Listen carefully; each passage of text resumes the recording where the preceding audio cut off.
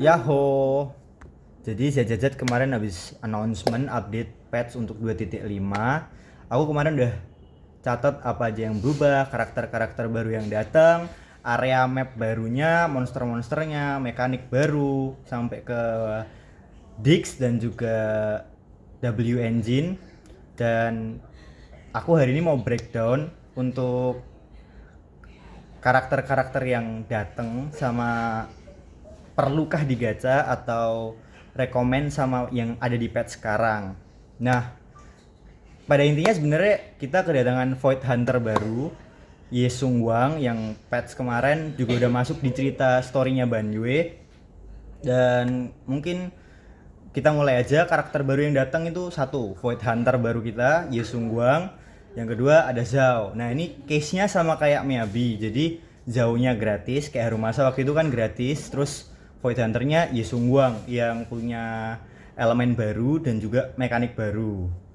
Nah, sepanjang season ZZZ sampai season 2 ini kita baru punya 3, termasuk Ye Sung Wang. Yang pertama ada Miyabi, yang kedua ada Yiswan, yang dua-duanya juga punya elemen enchanted dari Ice Frostburn sama enchanted dari Ether Ink. Nah, ini kita juga dapat enchanted Physical.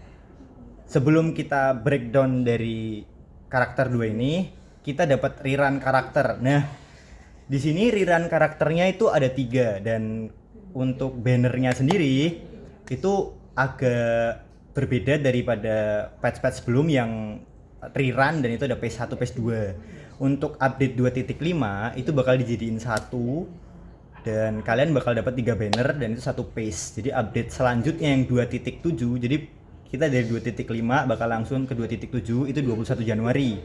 Nah, update ini mengakhiri tahun ini pada tanggal 30 Desember besok. Nah, kita dapat Alice, Soldier Zero Anbi atau Sanbi, sama Astra Yao buat karakter rerunnya. Nah, ini jadi pilihan karena bannernya juga kemungkinan itu menghilangkan sistem 50-50 pool. Jadi kalau kalian pilih Sanbi itu nggak ada standarnya, kalian kalau nggak dapat Sanbi dapatnya antara Alice atau Astra Yao. Kemungkinan sih kayak gitu.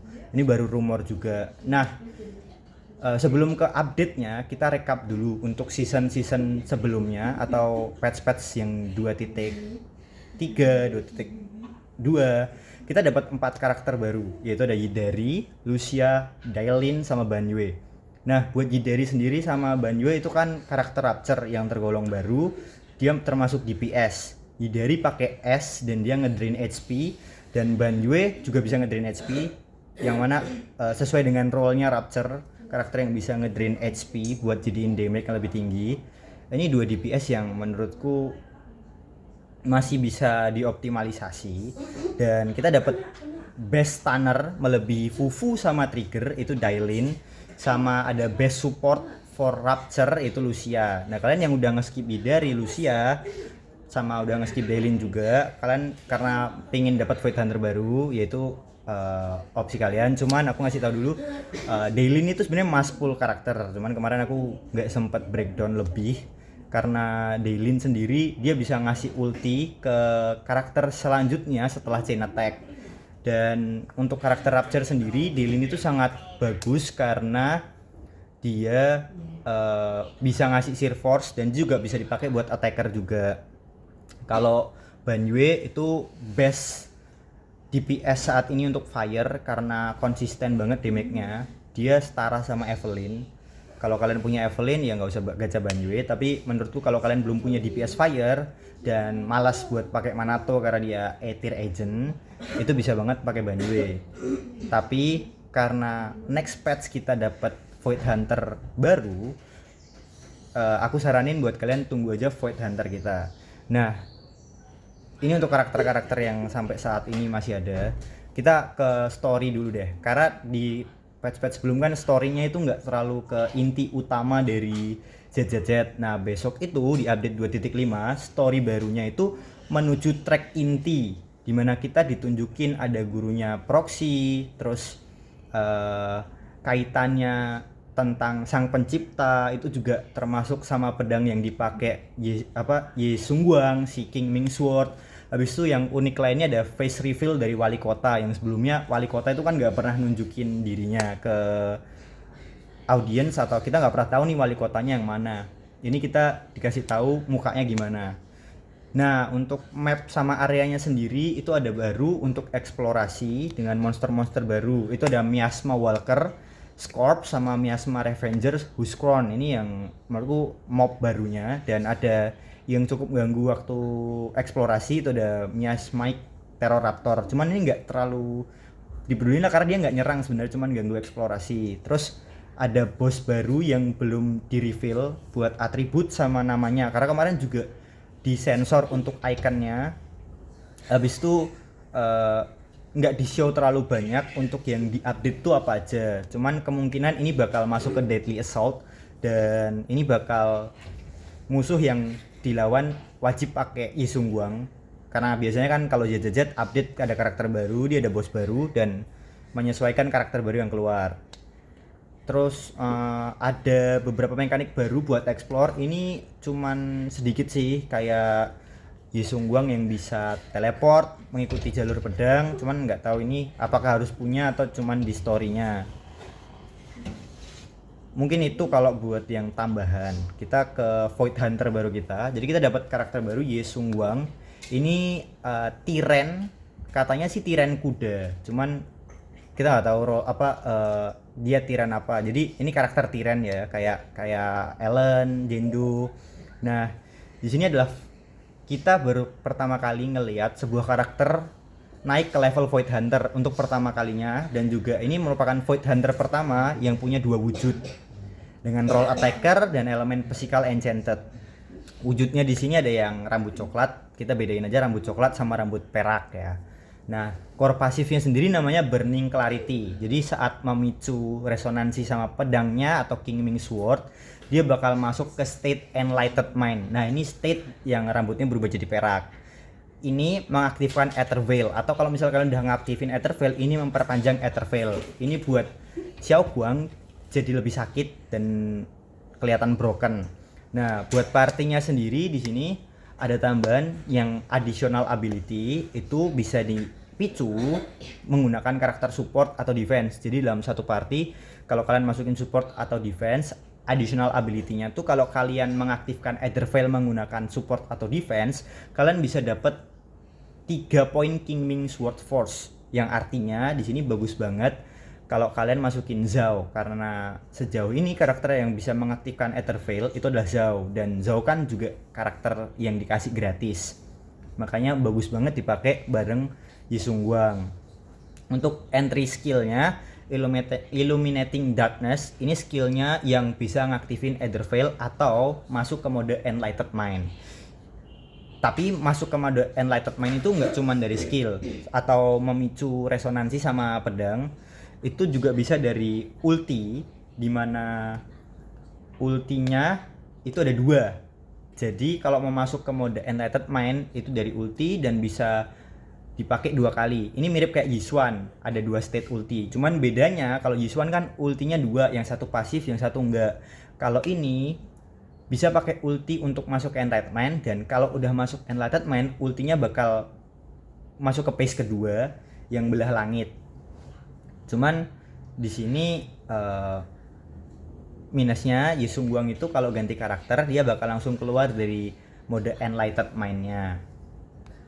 Nah, yang berubah selain dari damage yaitu kita dapat physical element warna perak, yang nanti UI dari skill sama ultinya itu berubah jadi perak juga. Jadi itu sih buat Yisung Guang. Kita ke Zhao. Zhao ini karakter gratis sama kayak Harumasa, cuman menurutku lebih kepake. Jadi dia role-nya defense dan elemennya ice. Nah, ini karena gratisan aku simpel aja. Kalau berdasarkan live stream announcement patch kemarin, ini best party saat ini untuk Yisung Guang karena dia juga punya Ether Veil, jadi sangat cocok. Dan Yisung Guang juga kan additional ability-nya kalau nggak dipicu dari karakter support ya defense. Nah, sedikit infonya itu Zhao itu bisa off field, jadi dia bisa off field, cuman untuk charging attack-nya itu cukup lama. Nah, kalau berdasarkan live stream juga, Zhao ini bisa nge-heal tapi ngurangin HP-nya dia. Tapi ya bisa nge-heal. Nah, buat kemarin yang kalian nge-skip Lucia tapi punya Hidari, jadi kalian nggak punya support buat karakter Rupture, Zhao kemungkinan masih bisa dipakai buat opsi lain dari Lucia, cuman ya nggak semaksimal Lucia. Selain dua karakter ini ya kita dapat Bang Bu baru. Kita nggak perlu bahas lebih lanjut sih, kalau Bang Bu kan bisa digacha kapan aja, cuman ini kemungkinan Bang Bunya buat Xiaoguang. Jadi kalau kalian bener-bener mau maksimalin Xiaoguang bisa diambil, cuman Bang Bu itu kan menyesuaikan party, jadi aku nggak rekomen buat ambil karena itu bisa diambil kapan aja juga. Nah, di update ini juga ada optimalisasi. Beberapa optimalisasinya tuh ya ada sistem mekanik yang baru, terus katanya resolusinya bakal ditingkatin, dan juga kemarin ada suara yang hilang waktu kita story itu bakal dibenerin juga. Terus sistem baru yaitu kita bisa mabar kooperatif, jadi mabar sama teman bertiga. Nah ini tuh sistemnya lucu banget karena kalian mabar dan karakternya kan juga tergantung yang kalian punya, itu karakternya bisa knock dan bisa di revive kayak waktu main game PUBG mungkin, jadi bisa knock dan bisa di revive. Untuk Dix sendiri kemarin tuh ditunjukin ada Dix baru namanya White Water Ballet. Ini buat Xiaoguang, sama satu lagi ada Shining Area. Ini kemungkinan buat karakter Angel of Delusion yang udah di mention dari jauh-jauh hari. Ini mungkin keluar di patch 2.7 di bulan Januari nanti tanggal 21 setelah update. Nah, buat White Water Ballet sendiri, stat yang dikasih itu naikin physical damage plus 10% dengan 4-piece setnya. Itu naikin crit rate 10% up to 20% kalau kalian memicu Ether Veil atau memperpanjang durasi. Jadi 10% tambah 10%, jadi totalnya 20%. Dan itu juga nambah 10% combat attack. Ini kalau ditumpuk nggak bisa, cuman kalau kalian memicu ulang pasifnya, durasinya itu bakal di reset. Nah, dari Dix satu lagi itu ada Shining Area, itu naikin Ether damage plus 10% dengan 4-piece-nya. Itu naikin anomali proficiency dan naikin damage kalau kalian nge-stun musuhnya. Kemungkinan karakter next yang akan keluar dari Angel of Delusion itu bisa jadi anomali user karena di sini naikin anomali proficiency. Tapi juga belum pasti karena belum ada kejelasan tentang role sama party dari Angel of Delusion ini kan. Dan bisa jadi karakter yang keluar juga itu spesialis stunner juga, karena kalau musuhnya ke stun itu bakal naikin damage-nya 15%. Abis itu ada event baru kayak Vivian skin, cuman kumulatifnya dari top up bukan gacha. Jadi hadiahnya itu lumayan bagus karena ada 9 karakter dengan signature-nya yang bisa dipilih kalau memenuhi kumulatif top up-nya.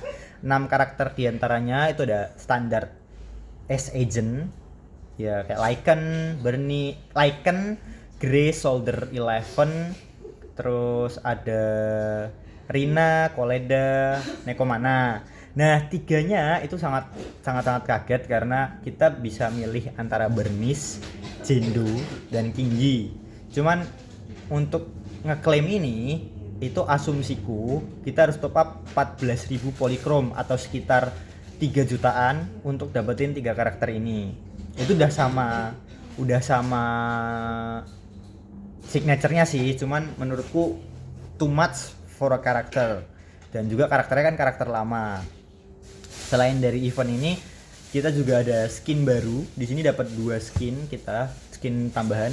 Yang satu gratis, yang satu bayar. Nah, yang gratis itu Jendo, yaitu skin gratisnya. Buat kalian yang punya Jendo, ya bersyukurlah karena kita dikasih skin baru. Dan kalau kalian nggak punya, mungkin bisa nunggu Jendonya rerun lagi. Dan skin yang satunya yang berbayar itu udah punya Xie Sungguang. Ini sama kayak Yishuan, karakter Void Hunter level yang keluar dan langsung dapat skin. Ya di sini perkiraan harga skinnya mungkin sama 300 ribuan. Kalau kalian belum dapat yang double reset apa punya kalian belum top up itu mungkin sekitar 200 ribuan. Nah, di akhir itu kita ditunjukin kalau ada talent baru. Ini sebenarnya mirip kayak Mindscape, tapi cuman buat karakter tertentu. Nah, karakter yang di-upgrade atau di-buff dari talent ini yang mirip Mindscape, itu ada Ellen, Grace, Soldier 11, Bernice, sama Sanbi atau Soldier Zero Anbi. Nah, didapetinnya dari mana? Kita dapat dari grinding dan juga misi. Jadi ini belum pasti juga, cuman UI-nya itu mirip kayak Mindscape. Jadi dia ngebuff karakter dari 5 karakter ini.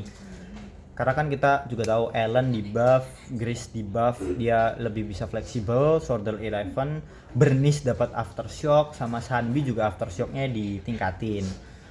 Jadi buat patch 2.5 ini kemungkinan nggak banyak yang berubah, tapi ada beberapa tambahan sama adjustment untuk karakternya. Nah, kalau kalian masih main, kalian mungkin tahu ritual dari player ZZZ, kita harus gacha karakter Void Hunter karena itu investasi jangka panjang kalau mau main. Seperti yang kita tahu kan sekarang Miyabi masih sakit meskipun udah di nerf, terus Yiswan juga masih bisa dipakai meskipun masih harus ada Lucia dan lain-lain. Jadi kalau misalnya mau gacha menurutku sangat-sangat worth it.